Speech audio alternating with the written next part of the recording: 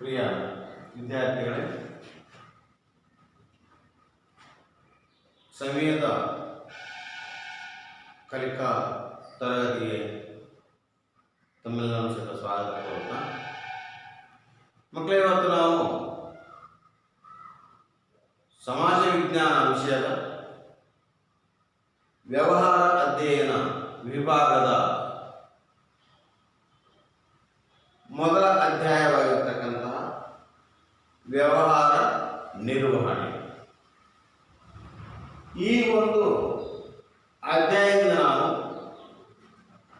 ವ್ಯವಹಾರ ನಿರ್ವಹಣೆಯ ಅರ್ಥ,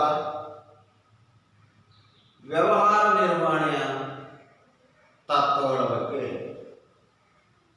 ಇವತ್ತಿನ ಅವಧಿಯಲ್ಲಿ ಚರ್ಚಿಸೋಣ.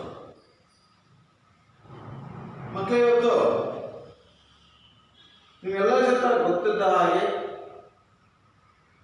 ವ್ಯವಹಾರ ಕೊಡು ಮತ್ತು ತೆಗೆದುಕೊಳ್ಳುವ ಪ್ರಕ್ರಿಯೆ. ಕೊಡುವುದು ಮತ್ತು ತೆಗೆದುಕೊಳ್ಳತಕ್ಕಂಥ ಪ್ರಕ್ರಿಯೆ ನಡೀತಾ ಇದೆ, ಅದಕ್ಕೆ ವ್ಯವಹಾರ ಅಂತ ಕರಿತೀವಿ. ನಿರ್ವಹಣೆ ಅದು ನಾವು ತೆಗೆದುಕೊಳ್ಳತಕ್ಕಂಥ ಪ್ರಕ್ರಿಯೆ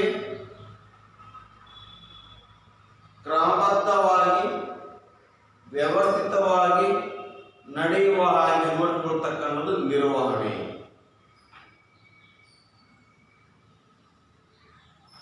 ವ್ಯವಹಾರ ನಿರ್ವಹಣೆ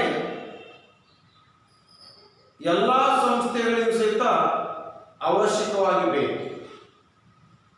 ಒಂದು ಸಂಸ್ಥೆ ಯಶಸ್ವಿಯಾಗಿ ನಡಿಬೇಕು ಅಂತಂದ್ರೆ ನಿರ್ವಹಣೆ ಅತಿ ಅವಶ್ಯಕ.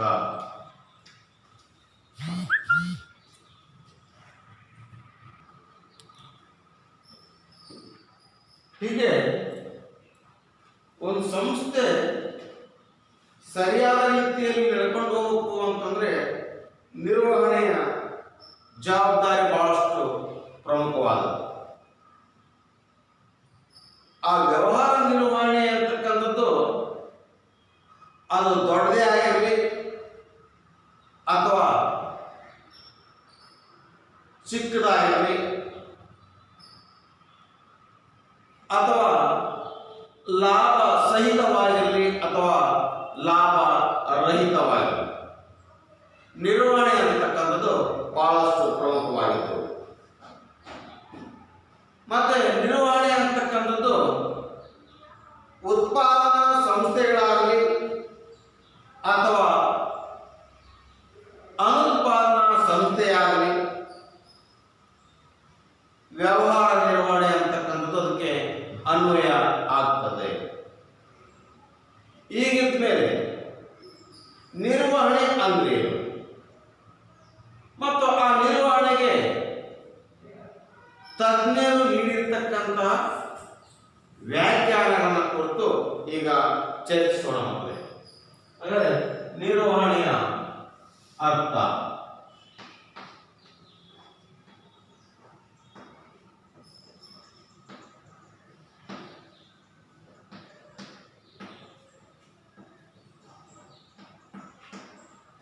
ನಿರ್ವಹಣೆಯ ಅರ್ಥ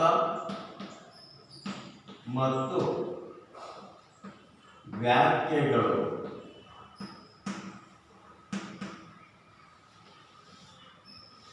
ನಿರ್ವಹಣೆ ಅಂದ್ರೇನು, ನಿರ್ವಹಣೆಗೆ ತಜ್ಞರು ನೀಡಿರ್ತಕ್ಕಂತಹ ವ್ಯಾಖ್ಯೆಗಳನ್ನು ಕುರಿತು ಚರ್ಚಿಸೋಣ. ಈ ನಾವು ತಿಳ್ಕೊಂಡ ಹಾಗೆ ಮಕ್ಕಳೇ, ನಿರ್ವಹಣೆ ಅಂತಕ್ಕಂಥದ್ದು ಅದು ಬೇರೆ ಬೇರೆ ರೀತಿಯಿಂದ ಅಥವಾ ಬೇರೆ ಬೇರೆ ರೀತಿಯಲ್ಲಿ ಅದನ್ನು ನಾವು ಪದವನ್ನು ತಪ್ಪಾದ ಅರ್ಥವನ್ನು ಬಳಕೆ ಮಾಡ್ತಾ ಇದ್ದೀವಿ. ಸಾಮಾನ್ಯವಾಗಿ ಹೇಳ್ತೀವಿ ನಿರ್ವಹಣೆ ಅಂತಕ್ಕಂಥದ್ದು ಒಂದು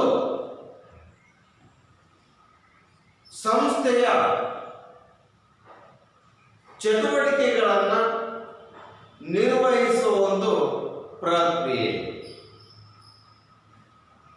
ನಿರ್ವಹಣೆ ಅಂತಕ್ಕಂಥ ಪದವನ್ನ ಒಂದು ಸಂಸ್ಥೆಯ ಚಟುವಟಿಕೆಗಳನ್ನು ನಿರ್ವಹಿಸುವ ಪ್ರಕ್ರಿಯೆ, ಈ ಒಂದು ಅರ್ಥದಲ್ಲಿ ನಾವು ಬಳಸ್ತೇವೆ. ಒಂದು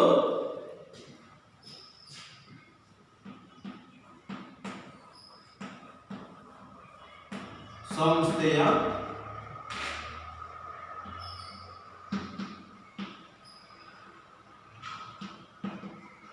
ಚಟುವಟಿಕೆಗಳನ್ನು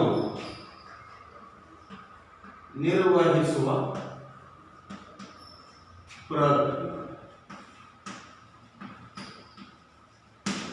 ಮಕ್ಕಳು ಹೇಳ್ತದೆ, ಒಂದು ಸಂಸ್ಥೆಯ ಚಟುವಟಿಕೆಗಳನ್ನು ಅಲ್ಲಿ ದಿನಂಪ್ರತಿ ನಡೀತಕ್ಕಂಥ ಚಟುವಟಿಕೆಗಳನ್ನ ನಿರ್ವಹಿಸತಕ್ಕಂಥ ಒಂದು ಪ್ರಕ್ರಿಯೆಗೆ ನಾವೇನು ಕರೀತೀವಿ?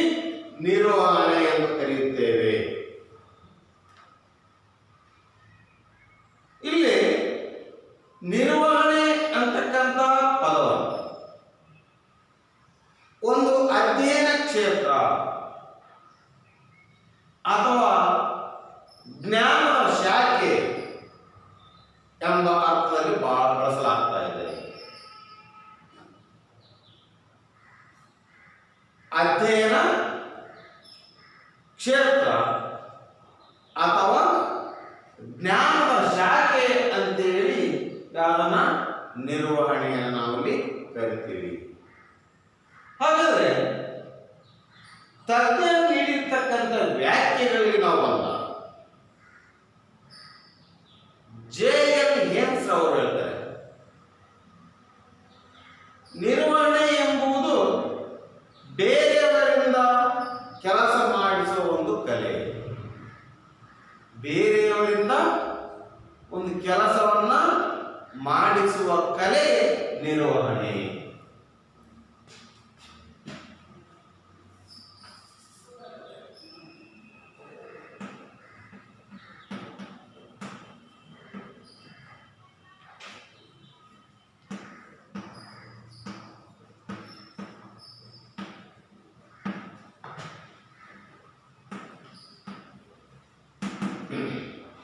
ನಿರ್ವಹಣೆ ಎನ್ನುವುದು ಬೇರೆಯವರಿಂದ ಕೆಲಸ ಮಾಡಿಸುವ ಕಲೆ.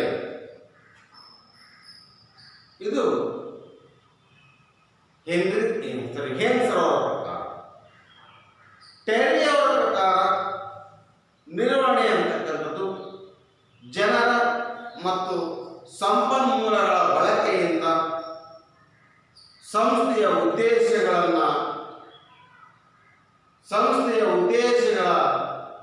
ನಿರ್ಧಾರ ಮತ್ತು ಈಡೇರಿಕೆಗಾಗಿ ಯೋಜನೆ, ಸಂಘಟನೆ,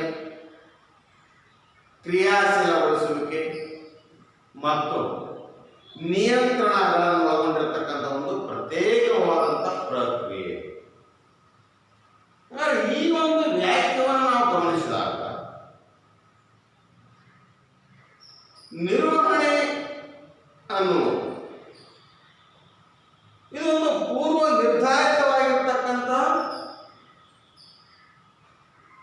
ಗುರಿಗಳ ಈಡೇರಿಕೆಗಾಗಿ, ಪೂರ್ವ ನಿರ್ಧಾರಿತ ಗುರಿಗಳ ಈಡೇರಿಕೆಗಾಗಿ ಜನರ ಪ್ರಯತ್ನಗಳನ್ನು ಸಮನ್ವಯಗೊಳಿಸುವ ಮತ್ತು ಸಂಯೋಜಿಸುವ ರೀತಿಯಲ್ಲಿ ನಿರ್ದೇಶಿಸುವ ಮೂಲಕ ಬೇರೆಯವರಿಂದ ಕೆಲಸ ಮಾಡಿಸುವ ಪ್ರಕ್ರಿಯೆ. ಇದೆಲ್ಲ ನೋಡಿದಾಗ ನಮಗೆ ಪೂರ್ವ ನಿರ್ಧಾರಿತವಾಗಿರತಕ್ಕಂಥ ಗುರಿಗಳನ್ನು ಈಡೇರಿಸಿಕೊಳ್ಳಲಿಕ್ಕೆ ಅದನ್ನು ಸಂಯೋಜಿಸುವ ರೀತಿಯಲ್ಲಿ ಜನರ ಒಂದು ಪ್ರಯತ್ನಗಳನ್ನು ಸಮನ್ವಯಗೊಳಿಸಿ ಬೇರೆಯವರಿಂದ ಕೆಲಸ ಮಾಡತಕ್ಕಂಥ ಒಂದು ಪ್ರಕ್ರಿಯೆ. ಅದರಲ್ಲಿ ಇವೆಲ್ಲ ಅಂಶಗಳು ಸೇರ್ತದೆ. ಇನ್ನು ನಿರ್ವಹಣೆ ಅಂದ್ರೆ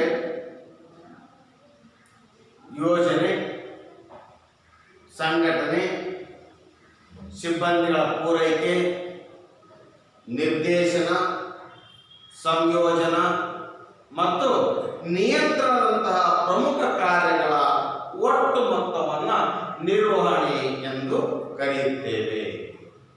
ಅಂದರೆ ಯೋಜನೆ, ಸಂಘಟನೆ, ಸಿಬ್ಬಂದಿ ಪೂರೈಕೆ, ನಿರ್ದೇಶನ, ಸಂಯೋಜನ, ನಿಯಂತ್ರಣ, ಇವುಗಳ ಒಟ್ಟು ಪ್ರಮುಖ ಕಾರ್ಯಗಳ ಒಟ್ಟು ಮೊತ್ತ ಯಾವುದಂದ್ರೆ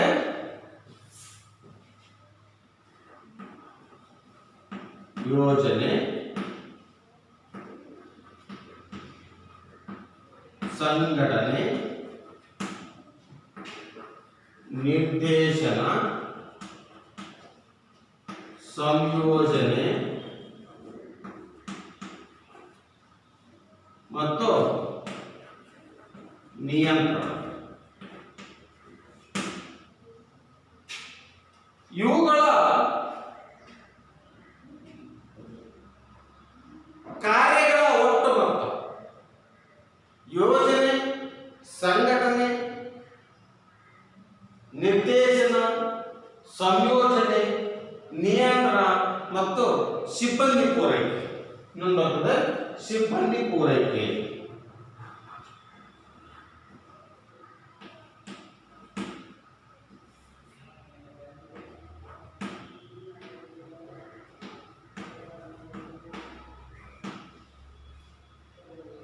ಈ ಕಾರ್ಯಗಳ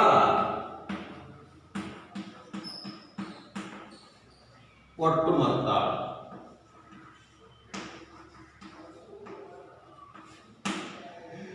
ಈ ಕಾರ್ಯಗಳ ಒಟ್ಟು ಮೊತ್ತವನ್ನ ಏನಂತ ಕರೀತಾರೆ? ನಿರ್ವಹಣೆ ಎಂದು ಕರೆಯುವರು. ಅರ್ಥ ಆಯ್ತು? ನಿರ್ವಹಣೆ ಎನ್ನುವುದು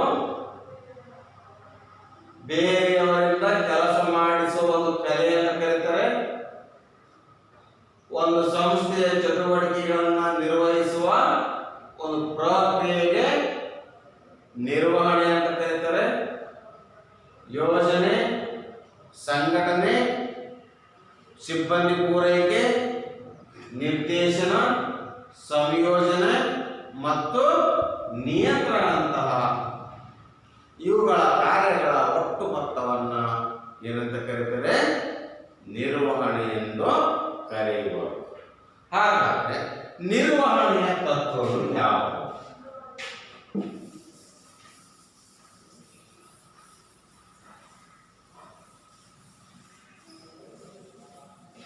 ನಿರ್ವಹಣೆಯ ತತ್ವಗಳು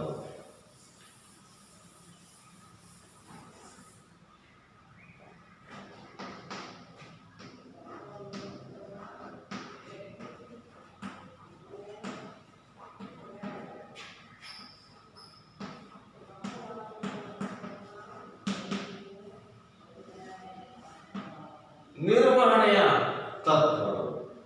ನಿರ್ವಹಣೆ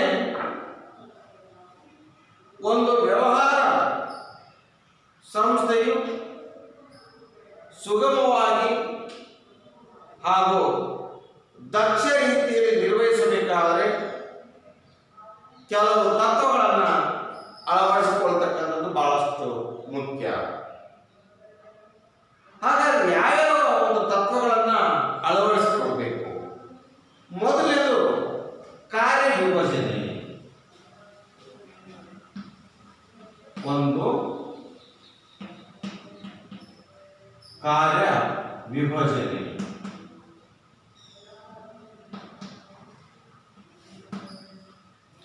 ಕಾರ್ಯ ವಿಭಜನೆ ಕೆಲಸವನ್ನ ವಿಭಾಗ ಮಾಡ್ತಕ್ಕಂಥದ್ದು. ಇದಕ್ಕೆ ಕಾರ್ಯ ವಿಭಜನೆ ಅಂತ ಕರೀತಾರೆ. ನೌಕರಾಗಿರುವುದು ಅಥವಾ ಕೆಲಸಗಾರ ನಡುವೆ ಅವರು ಮಾಡಬೇಕಾದಂತಹ ಕಾರ್ಯಗಳನ್ನು ಕ್ರಮಬದ್ಧವಾಗಿ ವಿಭಜನೆಯನ್ನು ಮಾಡಬೇಕು, ವಿಭಜಿಸಬೇಕು. ಈ ಕೆಲಸವನ್ನು ವಿಭಜನೆ ಮಾಡುವುದರಿಂದ ಏನಾಗುತ್ತಪ್ಪ ಅಂದ್ರೆ ಉತ್ಪಾದನೆ ಅಂತಕ್ಕಂಥದ್ದು ಹೆಚ್ಚಾಗ್ತಾ ಹೋಗ್ತದೆ. ಹೆಚ್ಚು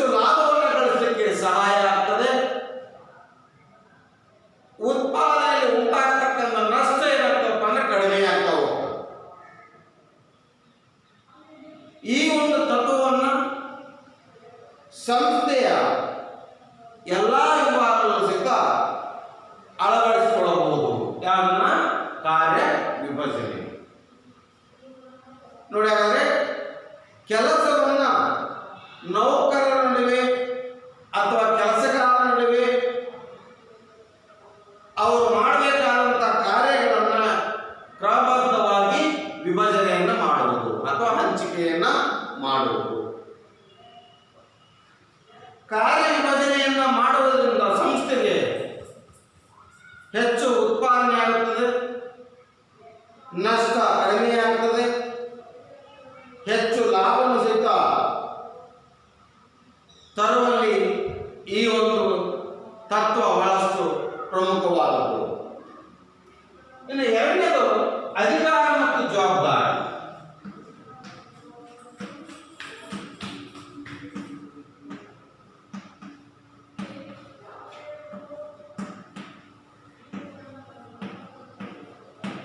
ಅಧಿಕಾರ ಮತ್ತು ಜವಾಬ್ದಾರಿ.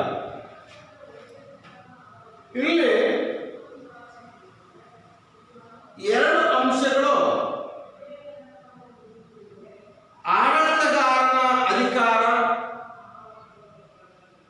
ಹಾಗೂ ನೌಕರರಿಗೆ ಇರ್ತಕ್ಕಂಥ ಜವಾಬ್ದಾರಿಯನ್ನು ತೋರಿಸ್ತಾ ಹೋಗ್ತದೆ. ಅಂದ್ರೆ ಆಡಳಿತಗಾರ ಮತ್ತು ಕೆಲಸಗಾರ, ಆಡಳಿತಗಾರ ಮತ್ತು ಕೆಲಸಗಾರ ನಡುವೆ ಇರತಕ್ಕಂಥ ಸಂಬಂಧವನ್ನ ಈ ತತ್ವ ತೋರಿಸ್ತದೆ. ಇಲ್ಲಿ ಆಡಳಿತಗಾರನ ಬುದ್ಧಿವಂತಿಕೆಯನ್ನ ಈ ತತ್ವ ತಿಳಿಸಿಕೊಡ್ತದೆ. ಆಡಳಿತಗಾರನ ಈಗಿರ್ತಕ್ಕಂಥ ಅನುಭವ, ಅಂದ್ರೆ ಅಟ್ ಪ್ರೆಸೆಂಟ್ ಈ ಸದ್ಯ ಇರ್ತಕ್ಕಂಥ ಅನುಭವ, ಹಿಂದೆ ಪಡ್ಕೊಂಡಂತ ಅನುಭವ, ಆಡಳಿತಗಾರನ ನೈತಿಕ ಗುಣ, ಇವೆಲ್ಲವನ್ನು ಸಹಿತ ಸಮ್ಮಿಲನವಾಗಿರ್ತಕ್ಕಂಥದ್ದು ಯಾವಲ್ಲಿ? ಅಧಿಕಾರ ಮತ್ತು ಜವಾಬ್ದಾರಿ ತತ್ವದಲ್ಲಿ ಬರುತ್ತದೆ. ಆಡಳಿತಗಾರ ಮತ್ತು ಕೆಲಸಗಾರ ನಡುವೆ ಇರುವಂತಹ ಜವಾಬ್ದಾರಿಯನ್ನು ಇದು ತೋರಿಸಿಕೊಡ್ತದೆ. ಆಡಳಿತಗಾರನ ಬುದ್ಧಿವಂತಿಕೆಯನ್ನು ತೋರಿಸಿಕೊಡ್ತದೆ. ಹಾಗಾಗಿ ಆಡಳಿತಗಾರನ ಈಗಿನ ಅನುಭವ, ಹಿಂದೆ ತಾನು ಪಡ್ಕೊಂಡಂತಹ ಅನುಭವ ಮತ್ತು ನೈತಿಕ ಗುಣ, ಇವೆಲ್ಲದರ ಸಮ್ಮಿಲನ ಹೊಂದಿರತಕ್ಕಂಥದ್ದು ಅಧಿಕಾರ ಮತ್ತು ಜವಾಬ್ದಾರಿ ತತ್ವ. ಅದನ್ನು ಬರ್ತದೆ. ಇಲ್ಲ, ಮೂರನೇದು ಶಿಸ್ತು. ಇದು ಮಕ್ಕಳ ನೀವಾದರೂ ಅಷ್ಟೇ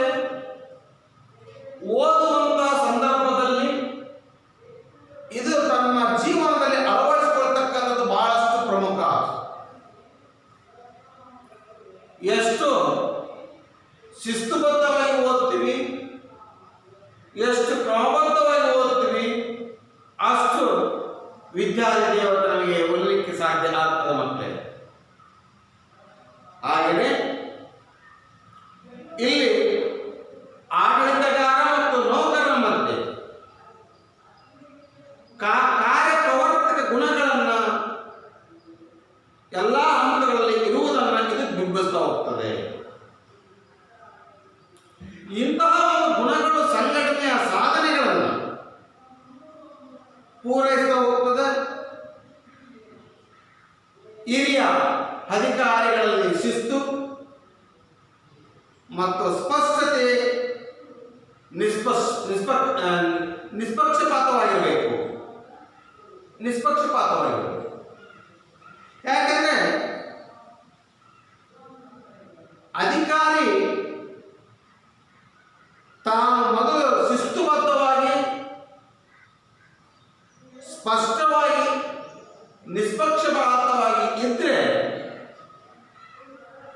ಆ ವ್ಯಕ್ತಿಯನ್ನ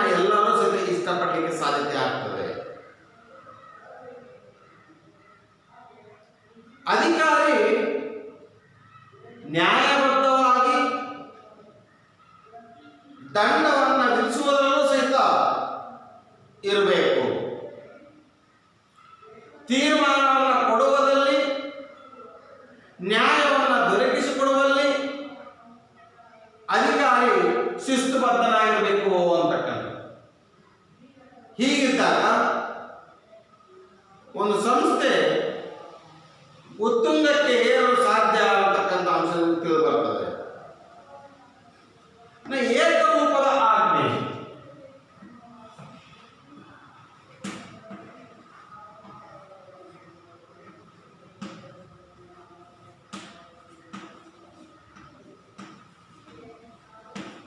ಏಕರೂಪದ ಆಜ್ಞೆ ಇಲ್ಲಿ ಕೆಲಸಗಾರರು ಯಾರಾದರೂ ಒಬ್ಬ ಹಿರಿಯ ಅಧಿಕಾರಿಯ ಆಜ್ಞೆಯನ್ನು ಪಾಲಿಸುವಂತೆ ಸೂಚಿಸುತ್ತದೆ.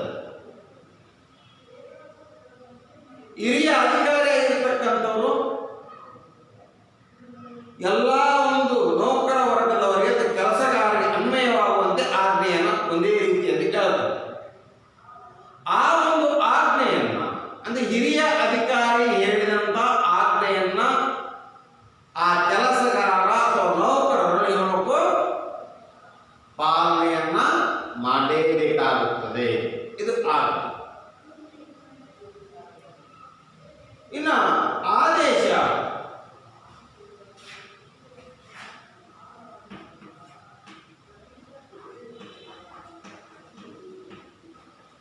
ಏಕರೂಪದ ಆದೇಶ. ಅಧಿಕಾರಿ ನೀಡತಕ್ಕಂಥ ಪ್ರತಿಯೊಂದು ಆದೇಶವು ಸಹಿತ ಒಬ್ಬ ವ್ಯಕ್ತಿಗೆ ಸೀಮಿತವಾಗಿರದೆ ಉದ್ದೇಶದಿಂದ ಕೂಡಿರ್ತಕ್ಕಂಥ, ಒಂದೇ ಉದ್ದೇಶದಿಂದ ಕೂಡಿರ್ತಕ್ಕಂಥ ಒಂದು ಗುಂಪಿಗೆ ಅನ್ವಯವಾಗುವ ರೀತಿಯಲ್ಲಿ ಆದೇಶ ಇರಬೇಕು. ಅದಕ್ಕೆ ನಾವು ನೀಡ್ತಕ್ಕಂಥ ಆಜ್ಞೆಗಳು ಇಡೀ ಸಮೂಹ ಒಪ್ಪುವ ರೀತಿಯಲ್ಲಿರಬೇಕು. ಒಂದೇ ಗುರಿಯನ್ನು ಹೊಂದಿರತಕ್ಕಂಥ ಗುಂಪಿಗೆ ಅನ್ವಯವಾಗುವ ರೀತಿಯಲ್ಲಿ ಇರಬೇಕು. ಹೀಗೆ ಏಕರೂಪದ ಆದೇಶ ಒಂದೇ ಉದ್ದೇಶದ ಕೂಡಿರತಕ್ಕಂಥ ಗುಂಪಿನ ಚಟುವಟಿಕೆಗಳಿಗೆ ಒಂದೇ ಆದೇಶ ಕೊಡಲು ತಿಳಿಸುತ್ತದೆ. ಗುಂಪಿನ ಒಂದು ಆದೇಶ ಅದನ್ನ ಆ ಒಂದು ಗುಂಪಿನಲ್ಲಿರ್ತಕ್ಕಂಥ ಎಲ್ಲ ಜನರು ಸಹಿತ ಫಾಲೋ ಮಾಡಬೇಕು, ಅವೆಲ್ಲರೂ ಸಹಿತ ಅನ್ವಯ ಆಗಬೇಕು. ಹೀಗೆ ಆ ಆಡಳಿತಗಾರ ನೀಡತಕ್ಕಂತಹ ಆದೇಶ ಹೀಗಿರಬೇಕು ಅಂತ. ಇನ್ನು ಏಕ ವ್ಯಕ್ತಿ ಹಿತಾಸಕ್ತಿ ಮತ್ತು ಸಾಮಾನ್ಯ ಹಿತಾಸಕ್ತಿಯ ಅಧೀನತೆ.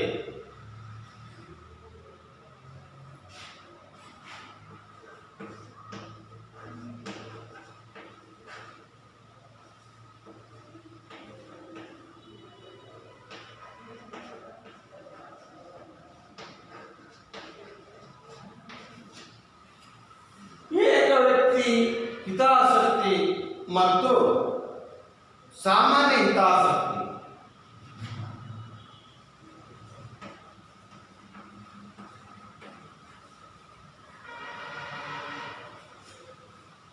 ಮತ್ತು ಸಾಮಾನ್ಯ ಹಿತಾಸಕ್ತಿ ಅಧೀನತೆ.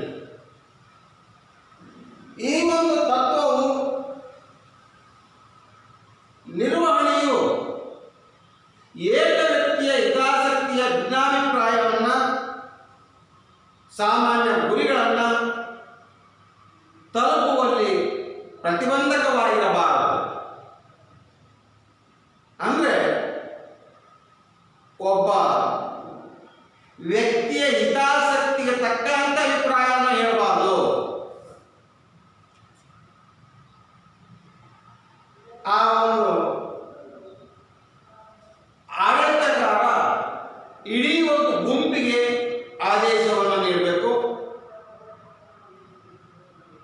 ಕೇವಲ ಒಬ್ಬ ವ್ಯಕ್ತಿಯ ಹಿತಾಸಕ್ತಿಯ ಆಧಾರವಾಗಿಟ್ಟುಕೊಂಡು ತೀರ್ಮಾನವನ್ನು ತಗೊಳ್ಳಬಾರದು. ಸಾಮಾನ್ಯ ಗುರಿಗಳ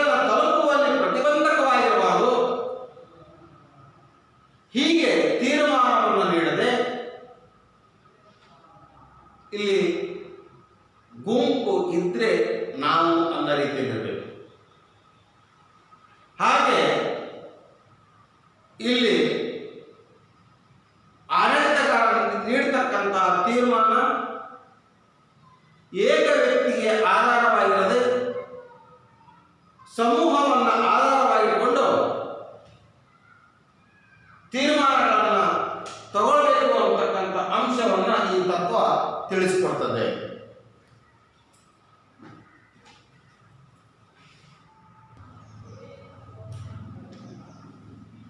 ಏಕವ್ಯಕ್ತಿ ಹಿತಾಸಕ್ತಿ ಮತ್ತು ಸಾಮಾನ್ಯ ಹಿತಾಸಕ್ತಿ ಆದ ನಂತರ ಉದ್ಯೋಗಿಗಳ ವೇತನ. ಏನೇದು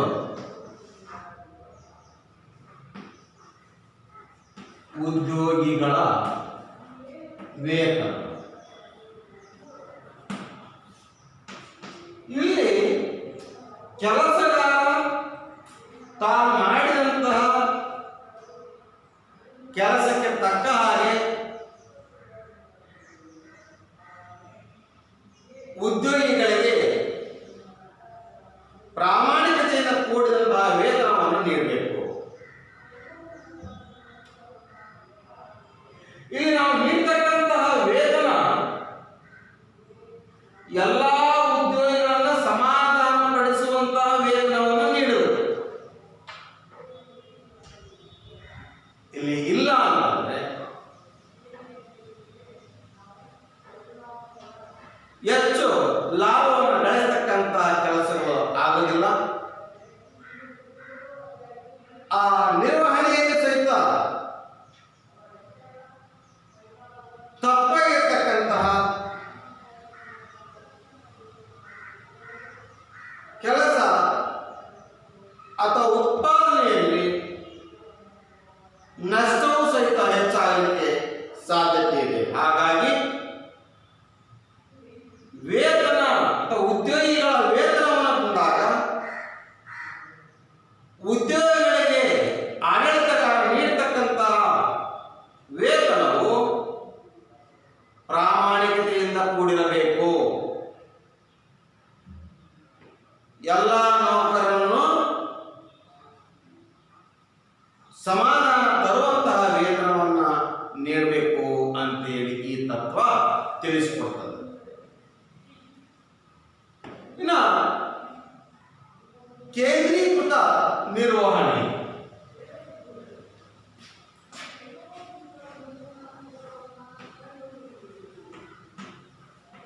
ಕೇಂದ್ರೀಕೃತ ನಿರ್ವಹಣೆ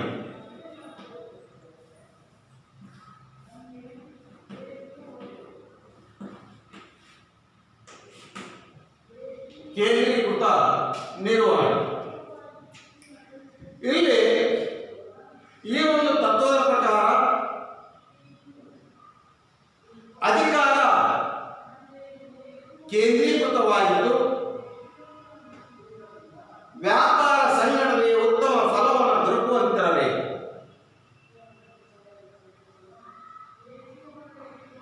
ಅಂದ್ರೆ ಅಧಿಕಾರ ಕೇಂದ್ರೀಕೃತವಾಗಿದ್ದು ವ್ಯಾಪಾರ ಸಂಘಟನೆಗೆ ಉತ್ತಮವಾದಂತಹ ಫಲ ದೊರಕುವ ಹಾಗೆ ಇರಬೇಕು ಅಂತಕ್ಕಂಥದ್ದು ಯಾವುದಾದ್ರೆ ಕೇಂದ್ರೀಕೃತ ನಿರ್ವಹಣೆ. ಇನ್ನು ಹಂತ ಸರಪಳಿ.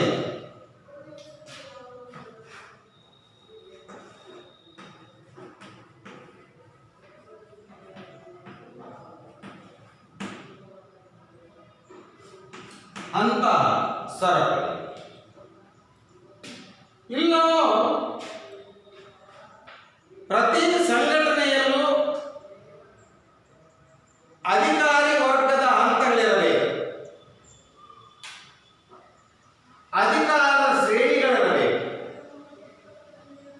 ಅಧಿಕಾರಿ ವರ್ಗದವರ ಮತ್ತು ಕೆಳ ಉದ್ಯೋಗಿಗಳ ಮಧ್ಯೆ ಸ್ಪಷ್ಟವಾಗಿ ನಿರ್ಧಾರವಾಗಿರಬೇಕು. ಅಂದ್ರೆ ಆ ಒಂದು ನೌಕರರ ಸಮೂಹ ಇದೆ ಅಂತಂದ್ರೆ ಅಲ್ಲಿ ಹಂತಗಳ ಶ್ರೇಣಿ ಇರಬೇಕು ಅಂತ ತಿಳಿಸ್ಕೊಡ್ತಾರೆ. ಉದಾಹರಣೆಗೆ ನಮ್ಮ ಶಾಲೆಯಲ್ಲಿ ತಗೊಂಡ್ರೆ ಎಲ್ಲ ಫಸ್ಟ್ ಇಲ್ಲಿ ನಮ್ಮ ಒಂದು ಡಿಸ್ಟಿಕಲ್ಲಿ ನಾವು ತಗೊಂಡ್ರೆ DDP ಬರ್ತಾರೆ, BO ಬರ್ತಾರೆ, ಆಮೇಲೆ ನಮಗೆ ನಮ್ಮ ಶಾಲಾ ಅಂತಾರೆ HM ಬರ್ತಾರೆ, ಆನಂತರ AM ಬರ್ತಾರೆ. ಇದು ಶ್ರೇಣಿ ಅಂತೇಳಿ.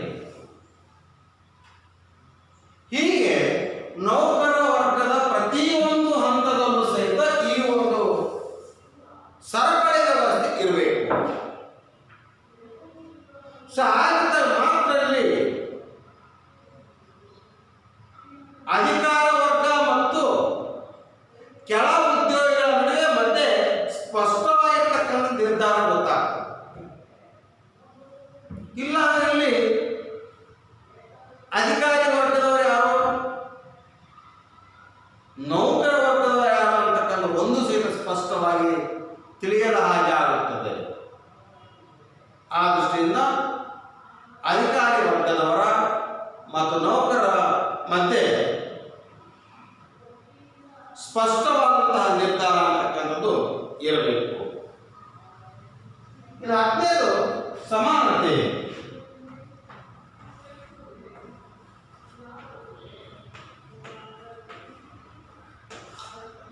ನೋಡಿ, ಇದೊಂದು ಹಂತ ತಿಳಿಸ್ತದೆ.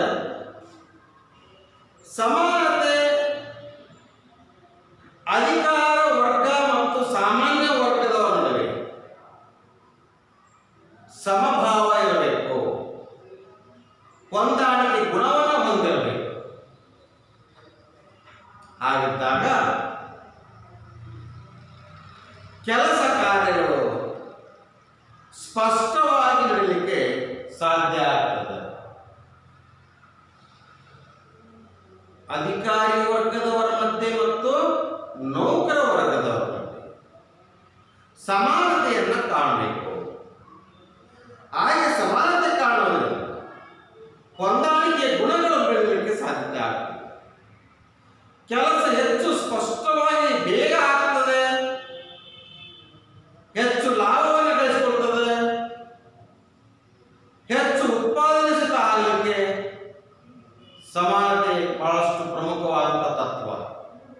ಹಾಗಾಗಿ ಪ್ರತಿಯೊಂದು ಕ್ಷೇತ್ರದಲ್ಲಿ ಪ್ರತಿಯೊಂದು ರಂಗದಲ್ಲೂ ಸಹಿತ ಎಲ್ಲರನ್ನೂ ಸಹಿತ ಸಮಾನವಾಗಿ ಕಾಣಬೇಕು ಅಂತಕ್ಕಂಥ ತತ್ವವನ್ನು ಇದು ತಿಳಿಸಿಕೊಡ್ತದೆ.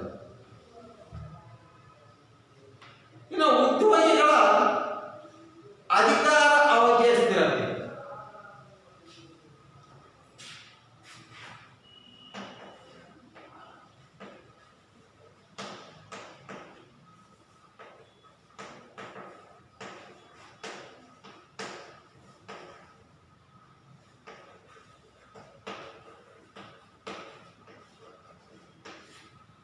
ಉದ್ಯೋಗಿಗಳ ಅಧಿಕಾರಾವಧಿ ಸ್ಥಿರತೆ.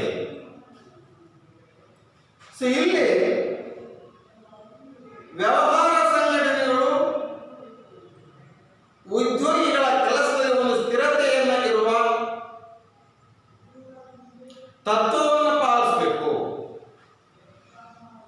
ಉದ್ಯೋಗಿಗಳಿಗೆ ಕೆಲಸದ ಅಸ್ಥಿರತೆ ಅದು ಕೆಟ್ಟ ಸಂಘಟನೆಯನ್ನು ರೂಪಿಸುವಲ್ಲಿ ಸಾಧ್ಯ ಆಗ್ತದೆ. ಹಾಗಾಗಿ ವ್ಯವಹಾರ ಸಂಘಟನೆಯಲ್ಲಿ ತೊಡಗಿರ್ತಕ್ಕಂಥ ಎಲ್ಲ ಉದ್ಯೋಗಿಗಳಿಗೂ ಸಹಿತ ಸ್ಥಿರವಾಗಿ ಇರತಕ್ಕಂಥ ತತ್ವವನ್ನು ಪಾಲಿಸಿದ್ದೇ ಆದರೆ ಅದು ಒಂದು ಉತ್ತಮವಾಗಿರ್ತಕ್ಕಂಥ ಸಂಘಟನೆ ಎನ್ನುವಲ್ಲಿ ಸಾಧ್ಯ.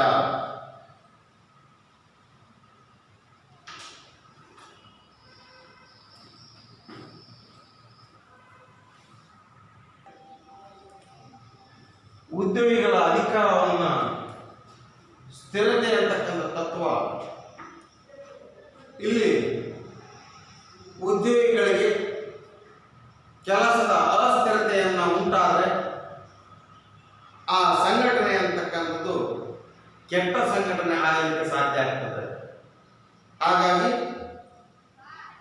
ಉದ್ಯೋಗಿಗಳಿಗೆ ಕೆಲಸದ ಸ್ಥಿರತೆ ಅಂತಕ್ಕಂಥದ್ದು ಇತ್ತು ಅಂದರೆ ಉತ್ತಮವಾದಂತಹ ಸಂಘಟನೆ ಆಗಲಿಕ್ಕೆ ಆಗುವಲ್ಲಿ ಯಾವುದೇ ರೀತಿಯಾದಂತಹ ಅನುಮಾನ ಇಲ್ಲ. ಇನ್ನೊಂದು ಇಲ್ಲಿ ನೋಡ್ಬೋದು, ಕೆಲಸಗಾರನ ಶೀಘ್ರವಾಗಿ ಹೊರದೂಡಿ ಚಟುವಟಿಕೆಯಿಂದ ಅಲ್ಲಿ ಕೆಟ್ಟದಾಗಿರ್ತಕ್ಕಂಥ ಪರಿಣಾಮ ಸೃಷ್ಟಿಯಾಗ್ತದೆ.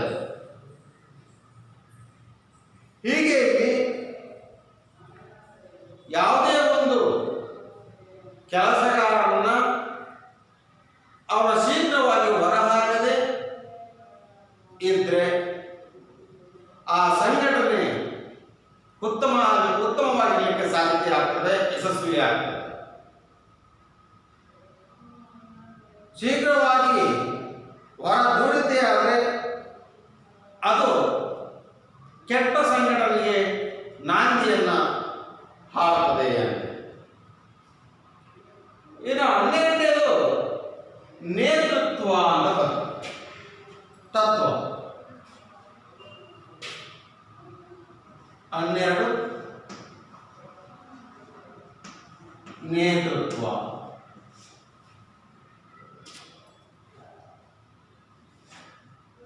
ಸಂಘಟನೆಯ ನೇತೃತ್ವ ಸಮಾಧಾನಕರವಾಗಿರಬೇಕು.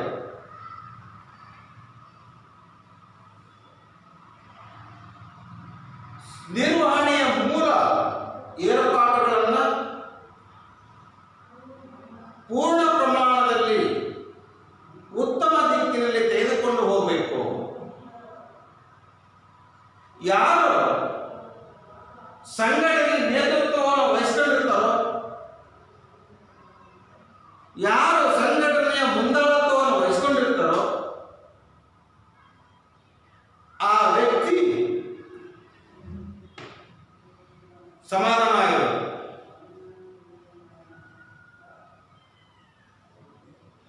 ಹೀಗೆ ನಿರ್ವಹಣೆಯ ಮೂಲ ಏರ್ಪಾಡುಗಳನ್ನು ಪೂರ್ಣ ಪ್ರಮಾಣದಲ್ಲಿ ಉತ್ತಮವಾದ ದಿಕ್ಕಿನಲ್ಲಿ ಕೊಂಡೊಯ್ಯಲಿಕ್ಕೆ ಸಾಧ್ಯತೆ ಆಗ್ತದೆ. ಹಾಗಾಗಿ ನಿರ್ವಹಣೆಯಲ್ಲಿ ನೇತೃತ್ವ ಅಂತಕ್ಕಂಥ ತತ್ವ ಸಹಿತ ಬಹಳಷ್ಟು ಪ್ರಮುಖವಾದದ್ದು. ಇನ್ನೊಂದು ಲಾಸ್ಟ್ ಮುಂದಿದೆ, ಅದು ಅನುಭವ ಒಗ್ಗಟ್ಟಿನಲ್ಲಿ ಬಲವಿದೆ. ಒಗ್ಗಟ್ಟಿನಲ್ಲಿ ಬಲವಿದೆ ಅಂದ್ರಲ್ಲಿ ಒಂದು ಸಂಘಟನೆಯ ಎಲ್ಲ ಉದ್ಯೋಗಿಗಳು ಒಂದಾಗಿ ತಮ್ಮದೇ ಕೆಲಸವೆಂದು ಭಾವಿಸಿ ಸಂಘಟನೆಯ ಕೆಲಸ ಕಾರ್ಯಗಳಲ್ಲಿ ತೊಡಗಿಸಿಕೊಂಡಿದ್ದೇ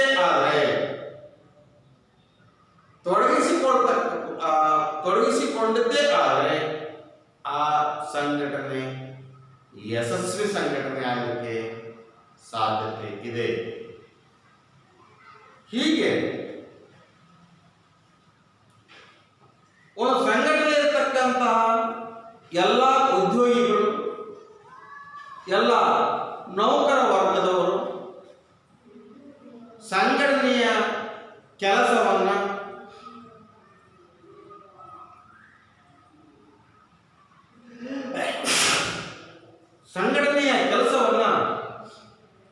ತಮ್ಮ ಕೆಲಸವೆಂದು ಭಾವಿಸಿಕೊಂಡು ಕೆಲಸ ಕಾರ್ಯಗಳಲ್ಲಿ ತೊಡಗಬೇಕು ಅಂತಕ್ಕಂಥದ್ದನ್ನು ತಿಳಿಸ್ತಕ್ಕಂಥದ್ದೇ ಒಗ್ಗಟ್ಟಿನಲ್ಲಿ ಬಲ ಅಂತಕ್ಕಂತಹ ತತ್ವ. ಇದಾದ ನಂತರ ಬರ್ತಕ್ಕಂಥದ್ದು ನಿರ್ವಹಣೆಯ ವ್ಯಾಪ್ತಿ.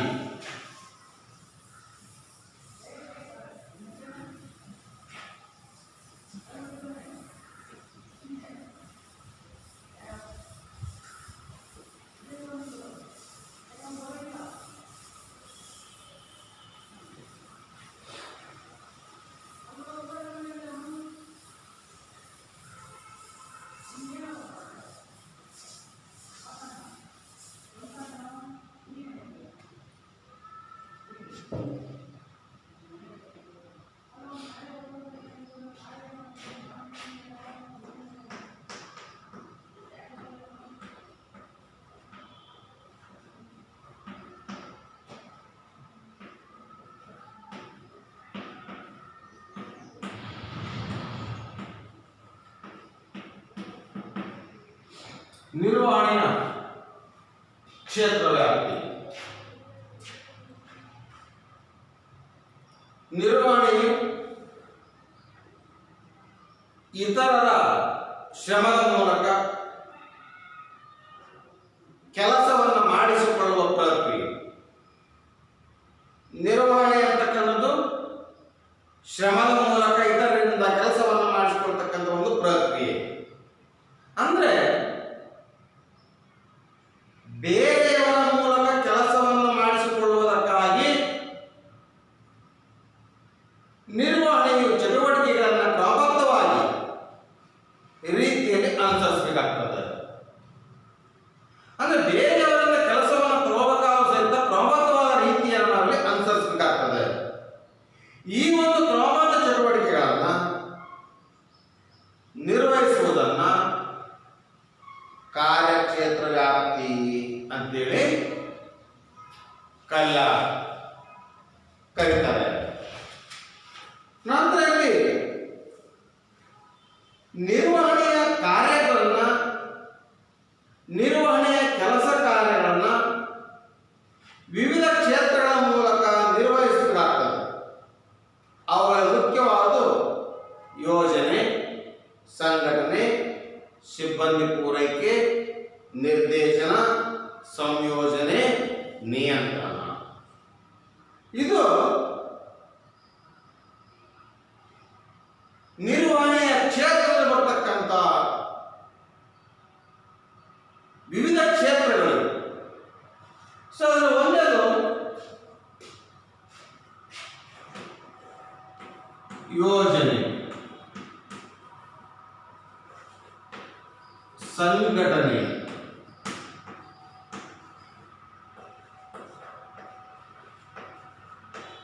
ಸಿಬ್ಬಂದಿ ಪೂರೈಕೆ, ನಿರ್ದೇಶನ,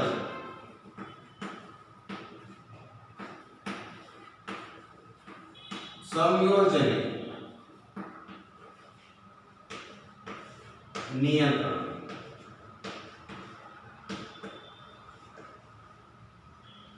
ಈ 6 ಅಂಶಗಳನ್ನು ನಾವು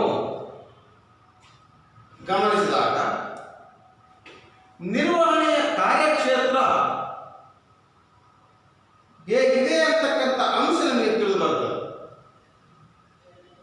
ಅದರಲ್ಲಿ ಮೊದಲನೇದಾಗಿ ಬರ್ತಕ್ಕಂಥ ಯೋಜನೆ, ಪ್ಲಾನಿಂಗ್.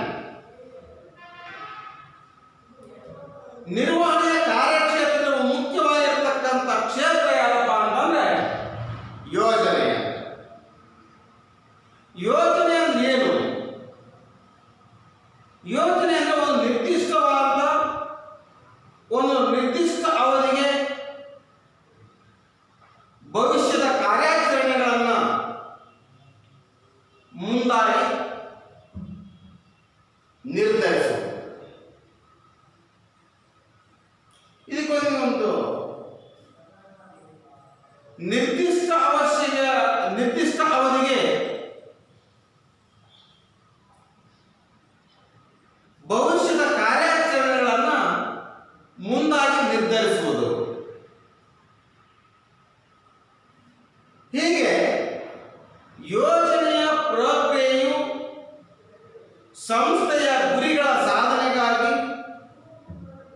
ಉದ್ದೇಶಗಳ ನಿರ್ಣಯ, ನೀತಿ, ಕಾರ್ಯತಂತ್ರಗಳು, ಕಾರ್ಯಕ್ರಮಗಳು,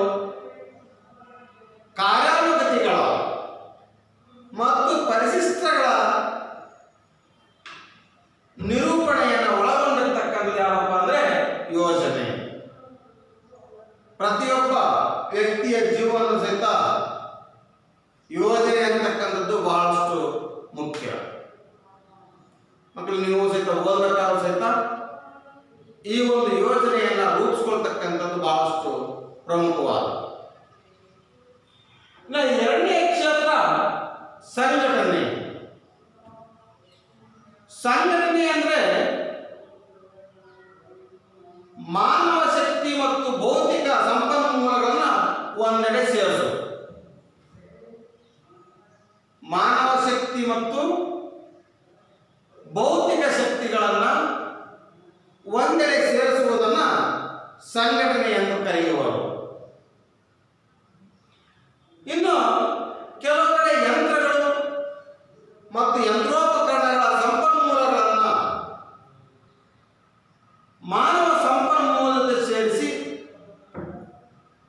ಕಾರ್ಯಕ್ಕೆ ತೊಡಗಿಸುವ ಸಂಸ್ಥೆಯ ಉದ್ದೇಶಗಳನ್ನು ಈಡೇರಿಸಿಕೊಳ್ಳುವುದೇ ಸಂಘಟನೆಯ ಮುಖ್ಯ ಧ್ಯೇಯವಾಗಿರುತ್ತದೆ. ಆದರೆ ಮಾನವ ಶಕ್ತಿ ಜೊತೆಗೆ ಯಂತ್ರಗಳನ್ನು ಉಪಯೋಗಿಸ್ತಕ್ಕಂಥದ್ದು. ಸೊ ಈ ರೀತಿಯಾಗಿ ಉಪಯೋಗವನ್ನು ಮಾಡಿಕೊಂಡು ಸಂಸ್ಥೆಯ ಗುರಿ ಮತ್ತು ಉದ್ದೇಶಗಳನ್ನು ಈಡೇರಿಸತಕ್ಕಂಥದ್ದು ಸಂಘಟನೆಯ ಧ್ಯೇಯವಾಗಿರುತ್ತದೆ. ಈ ಒಂದು ಅಂಶ ಪ್ರತಿನಿಧಿಯನ್ನು ನೇಮಿಸಿ